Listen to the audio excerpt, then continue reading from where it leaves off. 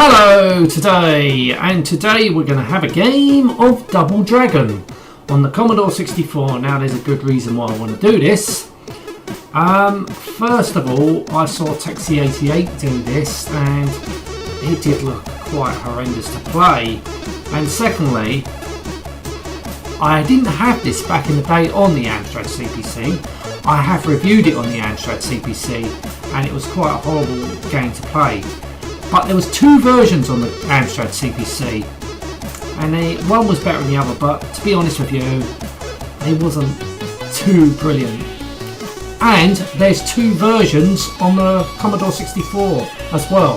This is the Melbourne House version, apparently, even though it says Mastertronic there. So, yeah, so this is the Virgin Mastertronic version.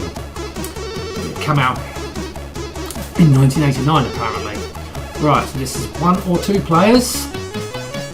Right, so okay.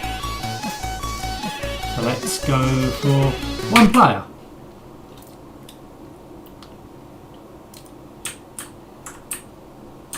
Right, okay. Choose the actual joystick actually. Right.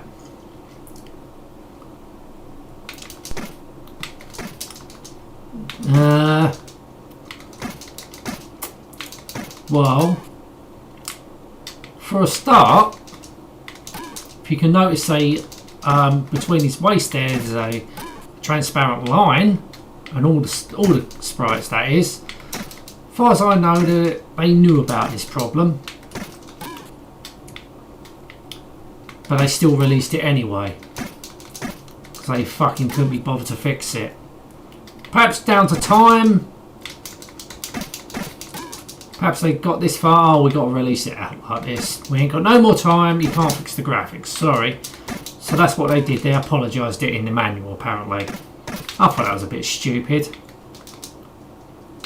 So you can't. Obviously, I've not played the arcade original, so I can't. I ain't got no reference really how close this is to the arcade. But the only version I played was the Amstrad CPC, both versions. And already I'm not really liking this. Moves are very limited.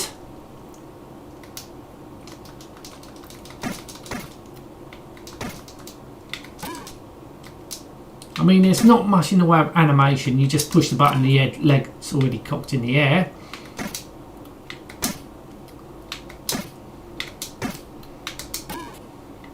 Oh, for fuck's sake, this is not exciting to play.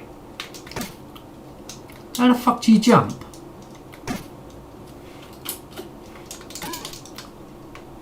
So how do you jump? Oh. I managed it, but it's very awkward to make him jump.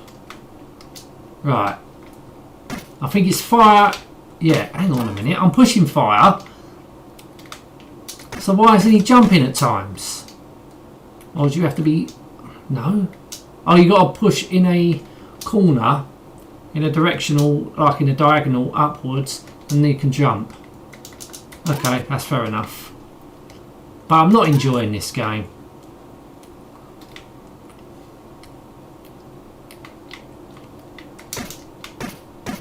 Fucking hell!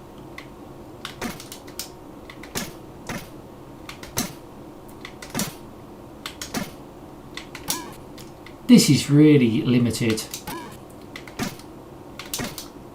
As far as as I said, I've never played the arcade original, but what I'm hearing, it was a big deal. I didn't even have none of the home conversions as well. So what I was hearing though, this was a big deal back in the day. And you can't go up, apparently you can go up the ladders, but you can't in the Commodore 64 version. Well, in this version at least. But as I said, there's another Commodore 64 version. Oh, for fuck's sake.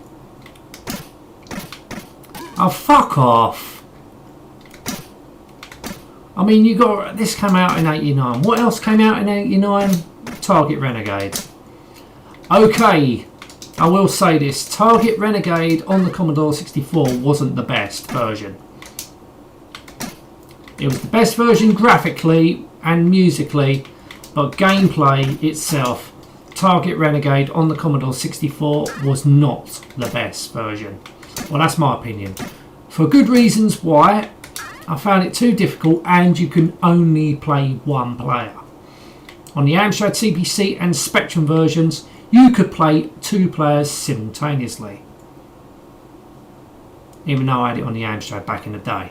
But it was much better gameplay on the CPC. Anyway, why am I talking about Target Renegade? Because this would have been rivaling it. And I thought this is at the moment shit. Binary Designs, don't they usually do budget games? So this would be a full price game. Mastertronic. So, no, 88, sorry, this came out, not 89, 88.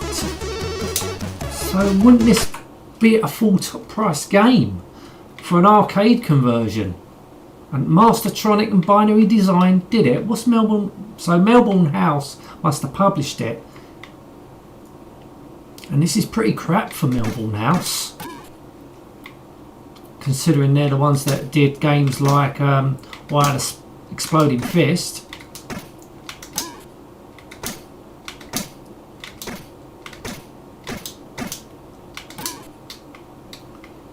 And that was a much better game than this.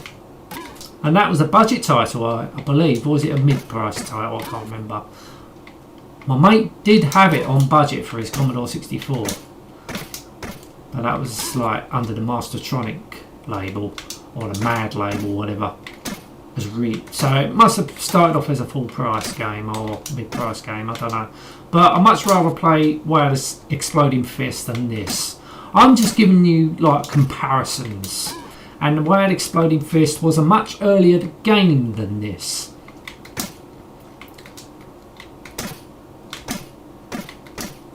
So for a beat 'em up arcade conversion, this is pretty crap. Then again, so is the Amstrad version. This is just awful. I mean, I'm not a programmer, but come on, what's that line in the middle? I know some sort of coding error or something like that, but this game is just crap. I mean, oh come on, when you finish them off, they just disappear, and you can't go up the ladders. What's that all about? This is lazy game. This is a lazy version. Mind you, so is the CPC version. That was really bad.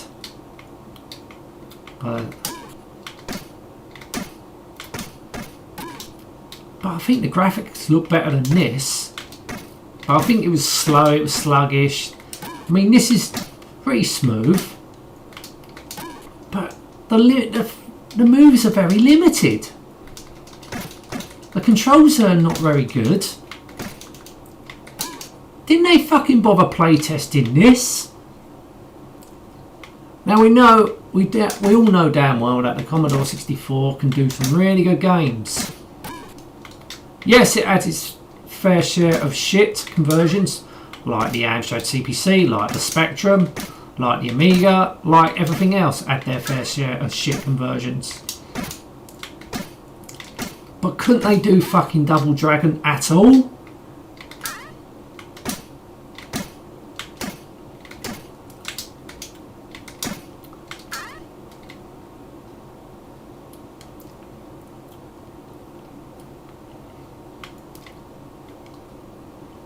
So what I don't like, you're right on the edge of the screen there, and you're literally pushing the scroll. This is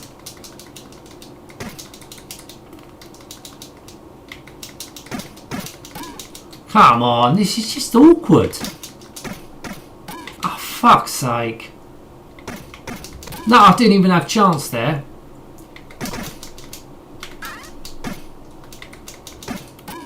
So you can't obviously, that might be standard with the arcade original where you can't move. You've got to beat them up first. That could be standard.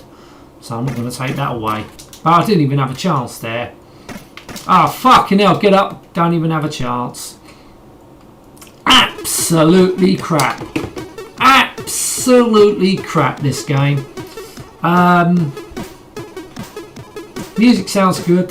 That's the only redeeming feature about this game, the music. Apart from that, the game is absolutely crap. I just hope the other version of Double Dragon is better than this. Anyway, I'm going to end this now. Thank you so much for watching. Till next time, and goodbye.